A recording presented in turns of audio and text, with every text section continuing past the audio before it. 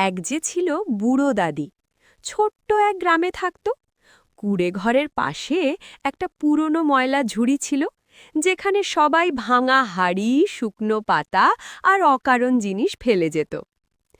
একদিন ভোরে দাদি উঠেই বলল, আহা, আজ মনটা কেমন করছে, ঝুড়িটা পরিষ্কার করি। ঝুড়ির ভেতর হাত দিতেই ঠং, কিছু একটা শক্ত জিনিসে ঠেকল। দাদি ভেবেছিল ভাঙা হাড়ি হবে, টেনে বের করতেই দেখে চকচকে একটা সোনার কলস। রোদে পড়ে এমন ঝলমল করছিল যে চোখ ধাঁধিয়ে যায়। দাদি একদম অবাক, বলল, এ তো আমার না, ময়লার ঝুড়িতে এলো কি করে? গ্রামের লোকজন ছুটে এলো। কেউ বলল, দাদি, ভাগ্য তোমার। আরেকজন বলল, না না, পরীক্ষা নিশ্চয়ই।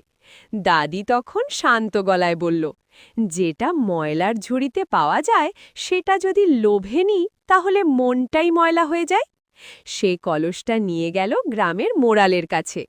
খোঁজ নিয়ে জানা গেল এক বণিক ডাকাতের ভয়ে লুকিয়ে রেখেছিল, পরে আর খুঁজে পায়নি।